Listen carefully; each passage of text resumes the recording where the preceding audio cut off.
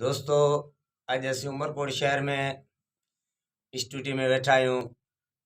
जी R studio जंहिंजो सेठ था पुराणो शाइर अंतर सुञातल पूनम चंद झांगी, रिकॉर्डिंग मास्टर आदा नरेश चंद्र, शाइर भाऊ चंदन मीराणी, जो पंहिंजो फनकार दिलबर उर्स। त गीत नवा गीत सिलेक्शन हाली आदम नोड़ी जी, उनमें हिकिड़ो थल मिसरो आदम जो नओं गीत पेश कयूं था दोस्तनि जे अॻियां।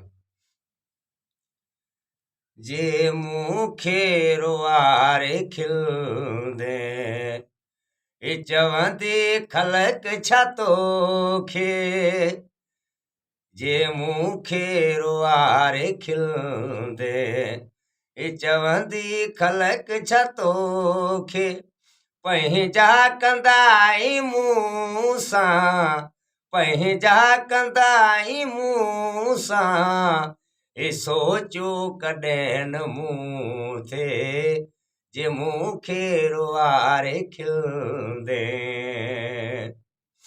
ओ यादि कर को साथी ॾींहड़ा पंहिंजी वफ़ा जा, जो हिकु ॾींहुं न जे दर्शन ॻोड़ा तोखे बिठावा, तूं थो पाण रजाई, ॾुखड़ो थींदो ॿियो कंहिं ते, जे मूंखे रोआरे खिलंदे।